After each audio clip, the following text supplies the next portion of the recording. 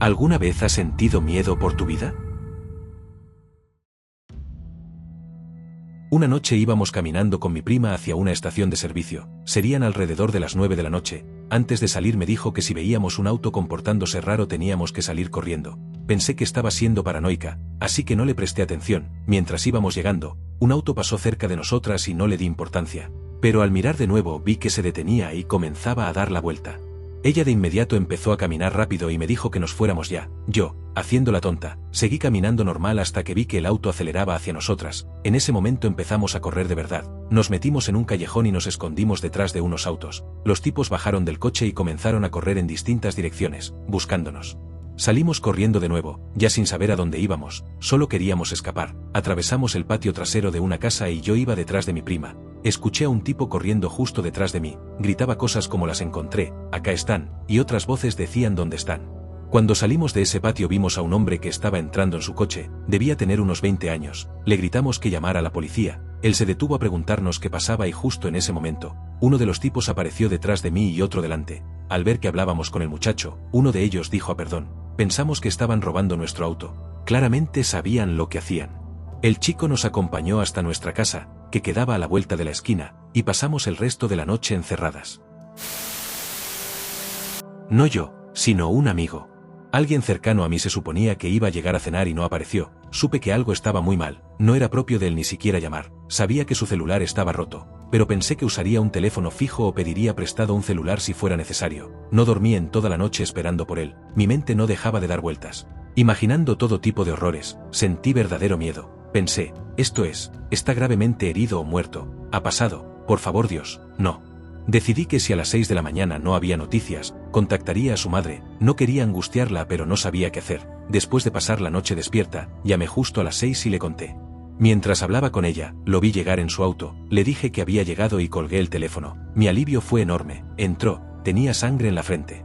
Le pregunté, ¿has estado en una pelea? Dijo que sí, que lo habían atacado, se acostó de espaldas en una cama, vi que también estaba raspado y con moretones, contó que se detuvo a orinar en un lugar solitario por la noche y 3 hombres, 2 jóvenes y uno de mediana edad, lo atacaron. Intentó defenderse pero uno le golpeó directamente la frente con un litro de cerveza, que se rompió en su cabeza y lo dejó inconsciente, dijo que fue mejor así, porque si hubiera seguido peleando lo habrían apuñalado con el cuello de la botella rota y probablemente habría sangrado hasta morir.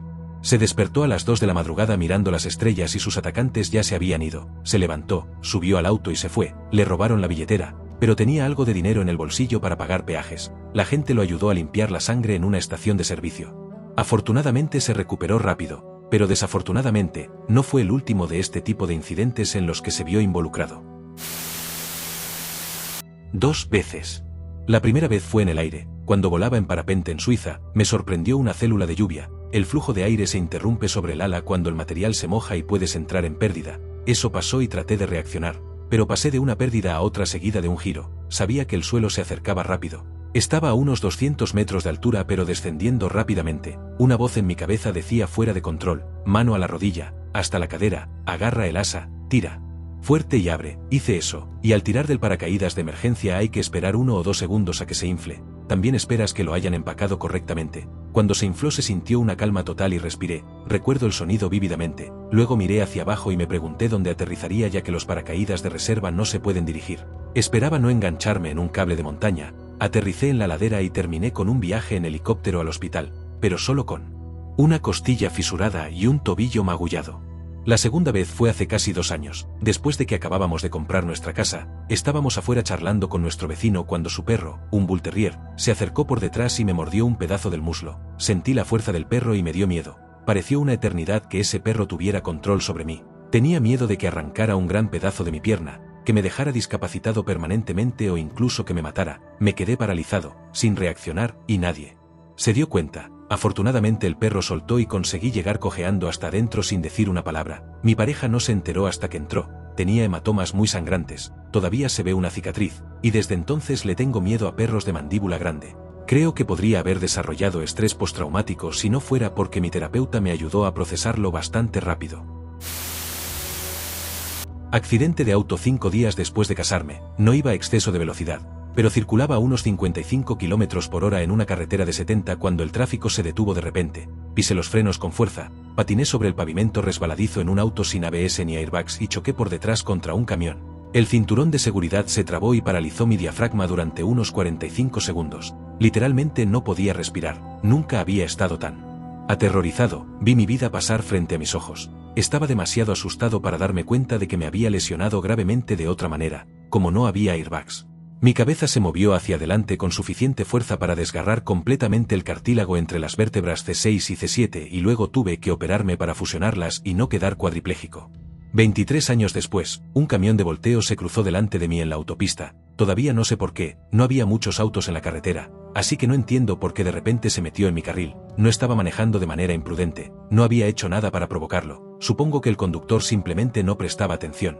Desvié el auto para evitar la colisión. Esta vez iba 5 km por hora por encima del límite, a 110 en una vía de 105, y mi auto derrapó. Afortunadamente la autopista no estaba transitada, así que no choqué con nada ni nadie me chocó. Pero hasta hoy me pongo nervioso incluso a velocidades moderadas y rara vez manejo por la autopista. Sí, definitivamente. Tengo un trastorno de ansiedad y pánico que ha sido debilitante en muchos periodos de mi vida. Temer que mi vida esté en peligro inminente es algo frecuente, aunque probablemente en el 99,99% de los casos mi vida no corre un peligro real. Lo manejo con medicación, evitación y habilidades que aprendí en terapia que me ayudan a mantener mi sistema nervioso regulado para que la ansiedad crónica no se convierta en pánico con tanta frecuencia. Más recientemente he mejorado mi capacidad de confirmar o descartar mis percepciones mediante la verificación de la realidad.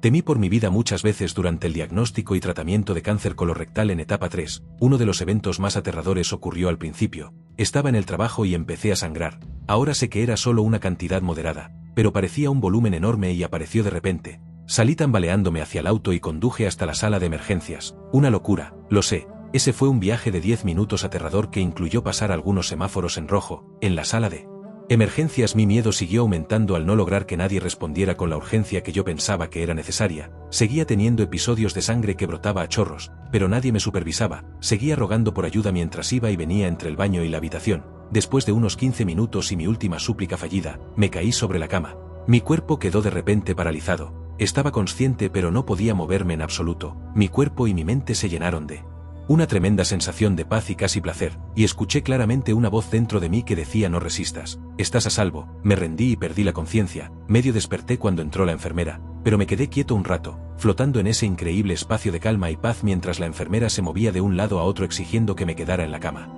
Hubo muchas otras veces en que temí por mi vida. Recuerdo particularmente la primera vez que tuve contraste intravenoso durante un escaneo, cuando el químico ardiente se propagó y se intensificó rápidamente por mi cuello, pecho y zona inguinal. Cuando colgaron la bolsa de quimioterapia, contuve la respiración, rezando para que mi cuerpo no tuviera la violenta reacción que había escuchado que algunas personas experimentan, cuando estuve hospitalizado con insuficiencia renal tras un periodo de pérdida rápida de peso por no poder mantener comida o líquidos, después de la cirugía de 13 horas, delirando por el dolor y sin poder convencer a la enfermera de que lo estaba porque según ella no era posible. Mi cuerpo y mi mente estaban tan estresados que llegué a rezar fervientemente para morir, lo que provocó una caída de presión que hizo que la enfermera corriera. Entonces finalmente llamó al equipo de dolor, quien descubrió que el epidural había fallado durante la cirugía. Hubo muchas más, pero esos son los momentos más destacados. Años antes había desarrollado una fuerte curiosidad sobre lo que sucede cuando nos acercamos a la muerte. Leía con avidez relatos de personas que habían sobrevivido a estas experiencias. Ahora tengo mi propia evidencia anecdótica de lo que puede suceder a algunos de nosotros. Definitivamente ha moldeado la forma en que pienso sobre mi vida ahora. Más de unas cuantas veces. No creo ser especialmente cobarde, pero me he metido en problemas serios en mi vida. Cuando tenía 19 años hice un viaje a Washington para pasar tiempo con la primera chica con la que había salido. Tomé un atajo que atravesaba una montaña por un camino de tierra del servicio forestal. Era finales de mayo y pensé que la nieve ya habría desaparecido. Lo estaba, excepto cerca de la cima. Mi Mustang perdió tracción y el auto se deslizó hacia atrás por la montaña, con un barranco profundo a la derecha y una pendiente a la izquierda. Perdí el control en la nieve y la parte delantera del auto giró. Las ruedas delanteras se salieron completamente del borde, pero aterrizaron de nuevo en el camino por el giro rápido. Terminé en una zanja poco profunda y pude salir conduciendo después de que mi ritmo cardíaco se calmara. Tomé el camino largo hasta la casa de Sherry, donde descubrí que no quería pasar tiempo conmigo porque acababa de comenzar a salir con otra persona. Hace unos 8 años empecé a salir con una mujer unos 20 años menor que yo, que estaba separada de su esposo. Entonces recibí un mensaje de un motociclista preguntando por qué estaba con su chica. Ella se había olvidado de decirme que él existía. Me dijo que no era del tipo perdonador. Hackeó mi teléfono y tuve que conseguir uno nuevo. Intentó sacarme de la carretera una vez, pero mi van era más grande que su moto. Una noche estaba en un bar con un amigo cuando alguien me dijo que él motociclista estaba afuera esperándome. Solo he tenido un par de peleas serias en mi vida. Una terminó en empate y la otra me dejó en urgencias con una gran conmoción y herida en la cabeza. Este motociclista tenía 15 a 20 años menos que yo y estaba mucho en mejor forma. Además era conocido por pelear siempre con nudillos de acero. Así que esperaba perder mal, con posibles lesiones que cambiaran mi vida, pero aún así estaba dispuesto a dar lo mejor de mí. Salí afuera y estaba en su moto, frente a mi van, pero estaba totalmente concentrado en su celular. Pasé justo por su lado, me metí en la van y me fui. Ni siquiera se dio cuenta de que me iba, nunca lo volví a ver, y la mujer se reconcilió con su esposo y se mudó poco después. El último fue el más aterrador con diferencia. Hace 7 años conseguí un trabajo como encargado de un campamento y tuve que hacer 2 días de entrenamiento en un camping remoto. Quedaban un par de horas de luz después de la sesión del primer día, así que fui a hacer una caminata por un camino de tala abandonado. Justo cuando me daba la vuelta para regresar, escuché un grito extraño. Miré en esa dirección y un puma estaba a unos 23 a 30 metros. Mirándome fijamente, nos observamos. Un momento antes de que me diera cuenta de que el atardecer se acercaba y tenía varios kilómetros para volver al campamento, empecé a caminar por el camino y el puma me siguió, manteniéndose a unos 15 a 23 metros de mi lado. Después de 10 minutos se detuvo y yo también. Nos miramos unos segundos y luego se fue por donde había venido. Caminé rápido de regreso al camping, mirando constantemente hacia atrás y hacia los árboles altos. Llegué justo al anochecer. Estaba empapado en sudor frío todo el tiempo. Nunca había estado tan asustado en mi vida. Mirando hacia atrás, creo que el puma realmente no quería atacarme. Probablemente tenía crías o comida que estaba protegiendo. Así que solo me advirtió y luego me escoltó a una distancia segura. Desde entonces he encontrado numerosos osos, pumas, serpientes de cascabel y linces en los campamentos y en el bosque durante los últimos 7 años que he trabajado como encargado. Aún me hace latir el corazón en ocasiones, pero no como la primera vez. Los jóvenes que visitan el campamento a menudo quieren escuchar historias de animales aterradores. Siempre pregunto a los padres antes de contar, pero tengo algunas historias más que captan su atención, especialmente las de osos, todas verdaderas y que me han pasado o he observado personalmente. Puedo pensar en algunas ocasiones, y en ninguna de ellas hice algo para salir de la situación. La primera vez tenía unos 4 años, en ese momento apenas sabía nadar, me habían dado un poco de dinero para comprar 3 helados, corrí al lado de la piscina y un chico mayor se lanzó de cabeza corriendo y me golpeó, haciéndome volar hacia la parte profunda, me quitó todo el aire y me desorientó completamente, no podía respirar, me estaba ahogando. Perdí el conocimiento antes de que me sacaran y me llevaran al hospital. Eso me provocó un miedo al agua que duró varios años, y al volver tuve un ataque de pánico gritando antes de atravesar las puertas. La segunda vez fue en casa de mi tía. Estábamos cenando bistec y me dejaron sentarme con los adultos. Mi tía había cortado mi bistec por mí, lo cual me indignó. Los chicos grandes no necesitan que les corten el bistec. Desafortunadamente, a diferencia de mi madre, mi tía era malísima cocinando. Ese bistec estaba casi a prueba de balas. Me habían advertido que no hiciera un escándalo, que no lo comparara con el de mi madre, solo comerlo. Así que entré en modo hígado con cebolla de la escuela. No probarlo, solo masticar y tragar y no pensar en nada. Había masticado un gran trozo de cuero hasta someterlo más o menos cuando, sin quererlo, se me deslizó por la garganta, o al menos parte de él. Un poco de tendón o algo se enganchó en un diente trasero y me impidió tragarlo por completo. Comencé a atragantarme y no podía respirar. Mi padre y mi tío empezaron a darme palmadas en la espalda. Mi tío me levantó por los tobillos y me sacudió. Todo se estaba poniendo gris cuando mi padre metió la mano, o al menos gran parte de ella, en mi boca, metió los dedos por mi garganta y logró sacar el pedazo de bistec. Tenía 19 años, estaba manejando por Kentucky, llovía tan fuerte como podía imaginar, un auto estaba en el carril izquierdo de la autopista justo delante de mí, yo iba en el carril derecho, un camión me seguía muy de cerca, nos acercábamos a un puente, recuerdo que me habían dicho que era uno de los puentes más altos de Kentucky. Poco después de empezar a cruzar el puente, el auto del carril izquierdo perdió el control y giró, todo se ralentizó, supe que iba a chocar contra mí y empujarme contra la baranda derecha, y que el camión me embestiría por detrás y yo caería del puente. Mentalmente sentí que empujaba mi auto hacia la derecha, no sé si realmente logré mover el auto, pero de alguna manera pasé rozando antes de que su auto se deslizara detrás de mí, no choqué la baranda y el camión no me alcanzó, se fue por la izquierda y siguió su camino. Tanto yo como el otro conductor, que había reventado una llanta, nos detuvimos al otro lado del puente. Resultó que ambos creíamos que íbamos a caer por la baranda. Hace un par de semanas estuve en Arizona quedándome en la casa de una amiga. Me quedé en su habitación de huéspedes, que está pegada a un baño. Se puede ver el reflejo del baño en un espejo que cuelga frente a la cama. La primera noche allí me desperté después de tener una pesadilla. Mientras trataba de calmarme, me invadió una sensación extraña. Luego se me erizaron los pelos de la nuca. Alguien me estaba observando. Mi corazón latía con fuerza mientras reunía el valor para mirar el espejo.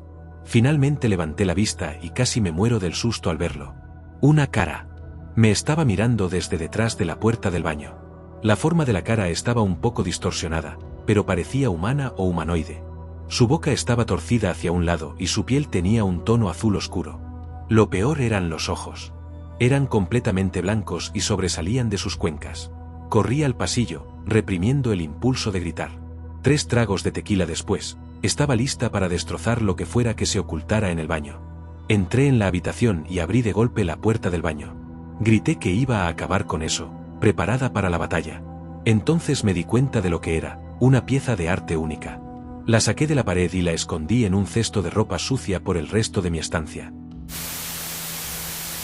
Súper simple, la verdad. Estaba buscando un auto para piezas. Donde vivo no hay desarmadurías de autos antiguos. La única que conocía había estado cerrada desde los 90. Rastreé el número del dueño, lo llamé, acordamos una fecha y le dije con qué auto iba a llegar, para que supiera quién era, ya que eran bastante aislados y solo quería que no se alarmaran por un auto extraño apareciendo. Una semana después, cuando manejé hasta su entrada y toqué la puerta, nadie respondió, así que pensé que había tenido suerte con todo esto. Bajé las escaleras y escuché la puerta abrirse y el sonido de una escopeta 12 cargada, a unos 2 metros de mi espalda, me amenazó con disparar si no me iba de su propiedad. Ni siquiera me molesté en explicar quién era. Simplemente me fui. Sí, fue real, solo que nunca quise contarle a la policía porque sabía que era un hombre mayor y probablemente no estaba del todo en sus cabales. Hace unos días regresaba a mi ciudad natal desde Pune. Tenía que viajar de noche, sola, en un autobús con literas. Tan pronto subí al autobús busqué el enchufe para cargar el celular, pero no lo encontré. Entonces le pedí ayuda al chico cuyo asiento estaba arriba del mío y así empezó la conversación. Me pidió hablar un poco porque encontraba tedioso el viaje largo de 12 a 13 horas sola. Él parecía decente para conversar, así que acepté. Hablamos sobre nuestras ciudades natales, educación y otras cosas por un rato. Todo estaba bien hasta que empezó a invadir mi espacio personal. Me sentí incómoda, así que le pedí que regresara a su asiento para poder descansar. Parecía resistirse, pero se fue de todos modos. Sin embargo, seguía llamando mi nombre y miraba a través de mi cortina para ver si estaba despierta.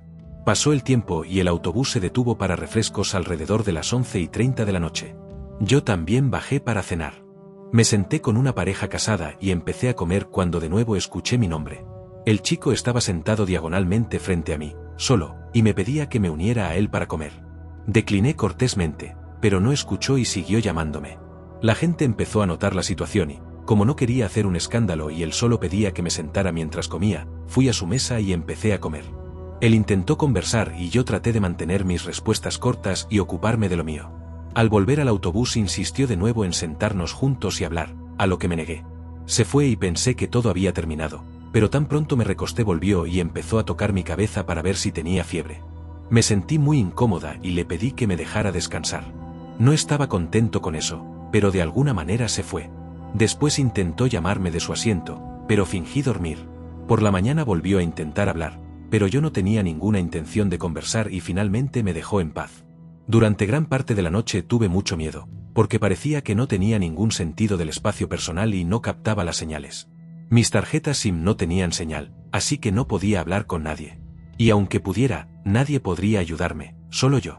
No me gusta ser grosera con la gente y generalmente doy el beneficio de la duda, pero tuve que ser tajante con él porque me hizo sentir muy incómoda. Tal vez solo buscaba compañía para el viaje o lo que fuera su intención, pero me asusté y tuve que ser directa para que me dejara en paz. Al final, todo salió bien y llegué a casa sana y salva. Tuve que someterme a una cirugía de emergencia una vez, después de una operación previa de vesícula en la que dejaron una piedra en un conducto de mi cuerpo. Tuve que firmar un consentimiento antes de anestesiarme, que decía que si algo salía mal tendría que someterme a una cirugía cada 6 meses por el resto de mi vida para ponerme una nueva válvula. Afortunadamente todo salió bien. Eso fue hace unos 12 años, lo que habría significado al menos 24 cirugías. Ahora tengo 59 años. ¿Qué cuerpo puede tolerar semejante cosa? Así que sí, Tenía miedo, y al final tuve suerte. Nunca pensé en morir, pero nunca había tenido tanto miedo en mi vida. Mi esposo Samuel y yo estábamos pasando unos días en Bélgica y vimos un cartel anunciando un carnaval y torneo en un pequeño pueblo del sur. Pensamos que sería divertido, así que fuimos. Dejamos el auto en las afueras y caminamos hacia el centro, donde estaba la plaza principal delimitada. Fuimos de los primeros en llegar, así que pudimos estar casi al frente. Recuerdo que había algunos luchadores entreteniéndonos mientras la gente seguía llegando por detrás. Samuel y yo coincidimos en que teníamos un buen lugar gracias a haber llegado temprano. Todo estaba bien hasta que la procesión estaba a punto de comenzar.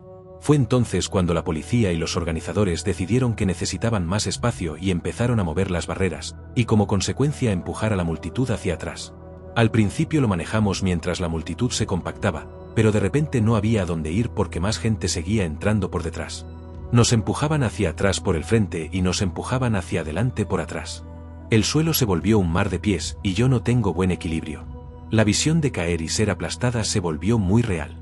Samuel pudo ver mi miedo y dijo vamos. Desesperada pregunté cómo. Samuel ha escalado montañas y su equilibrio es excelente. Tomó mi mano y empezó a abrirse paso por la multitud. Cada vez que movía un pie, otro ocupaba su lugar. Mido 1,75 m y quería disculparme con todos por pisarles los pies, pero la inestabilidad de caminar sobre pies que se movían me hizo concentrarme muchísimo. Todo mi cuerpo temblaba, rezaba a Dios con fuerza para que lográramos salir con seguridad. Samuel tenía un buen agarre de mi mano y se convirtió en mi caballero blanco ese día. No sé cuánto tiempo nos llevó a atravesar la multitud, pero lo logramos, y casi besé el suelo cuando finalmente pusimos los pies en la calle que nos alejaba de la plaza. No podía dejar de temblar y los dos estábamos pálidos. Nos sentamos en el auto unos minutos y agradecí a Dios por ayudarnos a salir con seguridad. Abracé a Samuel por hacer lo posible. Él no me soltó y yo ciertamente no lo soltaría a él. Debo decir que desde entonces no hemos vuelto a estar en una multitud grande. Una noche estaba en casa con mi hermano y mi viejo. Meses atrás nos había hecho un simulacro en caso de que hubiera una emergencia. Dijo que si alguna vez oíamos un disparo nos metiéramos en el armario y no saliéramos hasta que él nos dijera que podíamos hacerlo. Tenía una pistola en la mesita de noche. Esa noche sonó un estruendo fuerte. Subimos a la punta de la escalera y le preguntamos qué diablos pasaba. Él nos gritó a todo pulmón que nos metiéramos en el armario. Corrimos como si nos persiguiera el infierno y nos encerramos tambaleando entre ropa y cajas. Alguien estaba intentando forzar la puerta. Era torpe y no encontraba la luz. Nos asomamos por la puerta de vidrio del living y vimos a una sombra sentada en el sillón. De pronto se levantó y se fue corriendo hacia la calle oscura. Después todo quedó en latidos y silencio. Nunca supe si fue un intento de robo o un vecino que tenía mal ojo para las interrupciones, pero por unos minutos la casa fue puro caos. Bajé al sótano de mi amigo para beber unas cervezas. Llevaba una botella vacía que quería usar para una broma. Pensé lanzarla por encima de su cabeza pero se me resbaló y le pegó en la frente por accidente. Se enojó, me gritó, subió las escaleras y volvió con una pistola. Me colocó la pistola en la cabeza y me susurró algo. No recuerdo la amenaza exacta pero sí sentí que este tipo me daría un tiro. Años después, me enteré que le disparó a su novia. Él alegó que fue accidental pero dudo que realmente ese fuera el caso.